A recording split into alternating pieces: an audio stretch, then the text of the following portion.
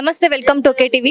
ఖమ్మం పట్టణంలో జరిగిన విషాదం ఇప్పుడు నిమ్స్ హాస్పిటల్ దగ్గర కనిపిస్తుంది. సో ఆ బాలికపై జరిగిన దాడి గురించి అక్కడ ఆమెను చూడడానికి, ఆ బాలికను చూడడానికి హిందూ సంఘాలు ముందుకొచ్చి చూడడానికి వెళ్ళారు. అసలు లోపల పరిస్థితి ఎలా ఉంది, ముందు ఎలాంటి చర్యలు తీసుకోబోతుందో దాని గురించి మాట్లాడి తెలుసుకుందాం. సో సార్, మరి అసలు ఈ పరిస్థితికి పరిష్కారం ఏమంటారు? ఎందుకంటే ఆ పాప లోపల ఎన్నో ఇబ్బందులు పడుతుంది.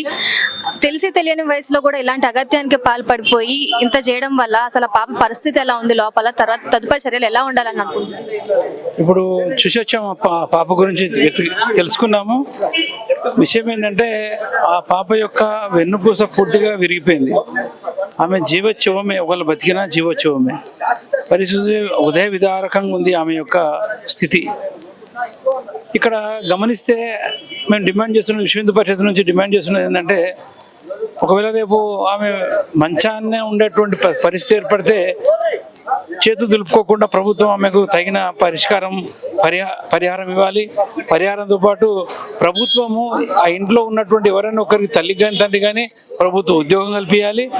అమ్మాయి పేరు మీద ₹1,00,00,000 డిపాజిట్ చేసి ఆ యొక్క వచ్చిన డబ్బుతో ఆమె జీవితాంతం పరిహారం వైద్యం కోసం ఉపయోగపడాలని చెప్పి మేము డిమాండ్ చేస్తూ ఉన్నాం. ఇది ఆమె ఉన్న పరిస్థితి. ఆమె ఎట్టి పరిస్థితుల్లో కూడా బతకాలని కోరుకుంటున్నాం, కానీ బతికిన జీవోత్సవం లాగానే ఉంటుంది. తల్లిదండ్రుల భావన ఎలా ఉంది లోపల? అంటే ఇంత విషమానికి వెళ్ళినప్పుడు వాళ్ళు బయటకు రావడం కూడా ఇబ్బంది పడుతున్నారు, ముందుకు రావడం మాట్లాడడం కూడా ఇబ్బంది పడుతున్నారు. వాళ్ళు ఎలా ఉన్నారు లోపల పరిస్థితి? వాళ్ళ యొక్క గోస హృదయ విదారకంగా ఉంది. పాపము చెప్పని కూడా నోరు వస్తలేదు, ఏడ్చి వాళ్ళ బాధ. దాంతోపాటు ₹10,000 ఆ యొక్క కేసును విడిపించుకోవాలని ప్రయత్నం చేసిన. ఫస్ట్ ఆఫ్ ఆల్ అది యాక్సిడెంట్గా చిత్రీకరించి ఆ చిత్రీకరణ లోపల 10,000తో మీరు చూపించుకొని డాక్టర్ అని చెప్పి తప్పించుకోనికి ప్రయత్నం చేశారు. అదృష్టం కొద్ది ఏంటంటే అమ్మాయి బతికి చెప్పడం వల్ల, వాళ్ళ మేనమామకు చెప్పడం వల్ల విషయం బయటకు వచ్చింది. ఎవరైతే ఆ యొక్క జిహాదీ మూట ఏదైతే ఉందో ఆ చేసినటువంటిది ఆ దుశ్చర్య వాళ్ళు ఎంత ఆ అమ్మాయి పాప ఎంత చిన్న వయసులో వానికి ఎట్లా వాని ఏజ్ వచ్చి 57 సంవత్సరాలు వానికి ఆ రకంగా ఏ రకంగా అనిపించింది అనేది ఇప్పటి కూడా మనకు మానవులకు ఇవన్నీ కూడా అర్థం కాదు.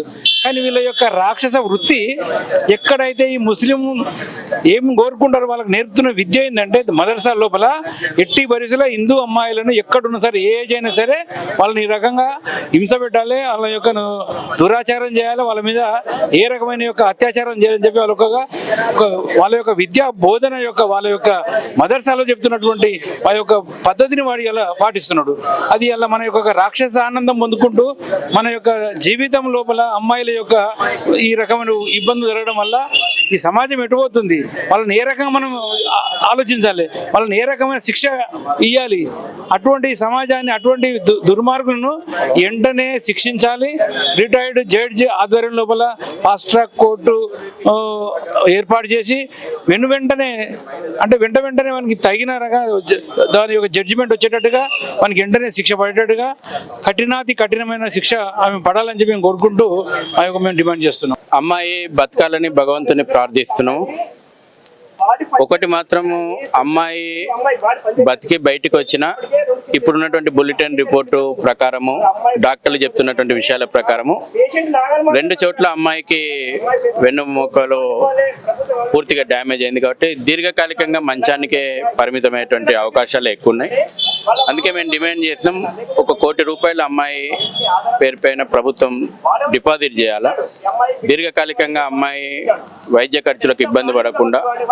చాలా కేసులో చూస్తున్నాం మనం, ప్రజల నుంచి ప్రభుత్వాల మీద ఒత్తిడి రాగానే మెరుగైన వైద్యం అందిస్తామని చెప్పడము. ఇప్పుడు ఈ అమ్మాయి విషయంలో కూడా మొదట్లో ఖమ్మం లోపల మెరుగైన వైద్యం అందలేదు. తర్వాత ప్రజల నుంచి డిమాండ్ వచ్చిన తర్వాత నిమ్స్కి తీసుకొచ్చిండ్రు. ప్రజల నుంచి డిమాండ్ రాగానే మెరుగైన వైద్యం అందిస్తామని చెప్పడము, తర్వాత డిశ్చార్జ్ చేయడం, తర్వాత మళ్ళీ ప్రభుత్వాల ఉలుకు పలుకు ఉండదు. కాబట్టి ఇటువంటి కేసుల లోపల దీర్ఘకాలికంగా వాళ్ళకు ప్రభుత్వం అండగా ఉండాల్సిన అవసరం ఉంది. ఉదాహరణ మనం చూసుకుందాం, మన Dilsukh Nagar bomb blast case లోపల ఇప్పటికీ 2 యువకులు జీవోత్సవాలాగా మంచానికే పరిమితమైనారు. వాళ్ళు ప్రతిరోజు బతికి చేస్తున్నారు.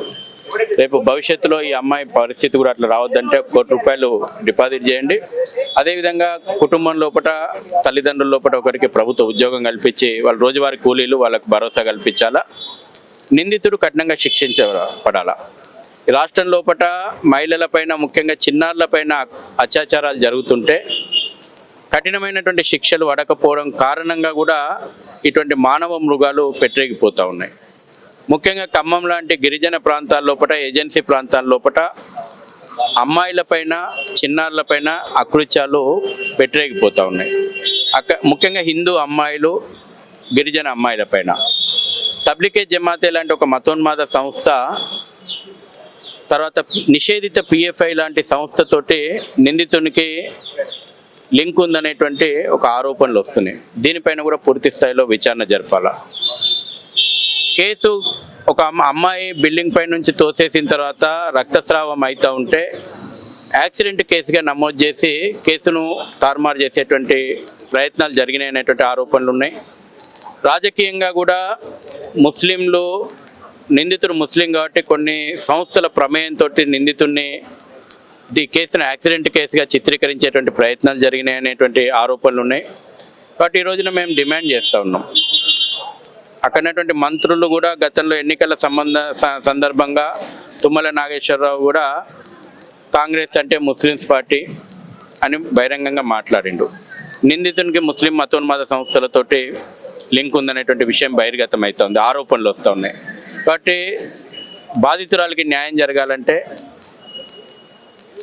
రిటైర్డ్ హైకోర్టు జడ్జితో ఒక కమిటీని నియమించి రోజువారీ విచారణ ఆ కమిటీ పర్యవేక్షణలో చేసి సరైనటువంటి సాక్ష్యాలు కోర్టు ముందు, ఫాస్ట్ ట్రాక్ కోర్టు ఏర్పాటు చేసి సరైనటువంటి సాక్ష్యాధారాలు కోర్టు ముందర, ఫాస్ట్ ట్రాక్ కోర్టు ముందర పెట్టి సాధ్యమైనంత త్వరగా నిందితుని కఠినంగా శిక్షిస్తే భవిష్యత్తు లోపల ఈ రాష్ట్రంలో అమ్మాయిలకు, పిల్లలకు భద్రత ఉందనేటువంటిది ప్రజలకు విశ్వాసం వస్తుంది. ఆ రకంగా చేయాలని చెప్పేసి మేము డిమాండ్ చేస్తూ ఉన్నాం.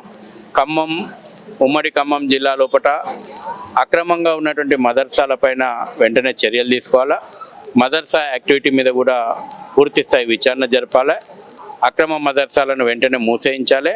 రోహింగ్యా బంగ్లాదేశీ ముస్లింలతోటి మొత్తం ఖమ్మం జిల్లాను నింపేస్తున్నారు అనేటువంటి ఒక ఆరోపణలు కూడా ఉన్నాయి. వాటిపైన పూర్తి స్థాయి విచారణ జరపాలని డిమాండ్ చేస్తాను.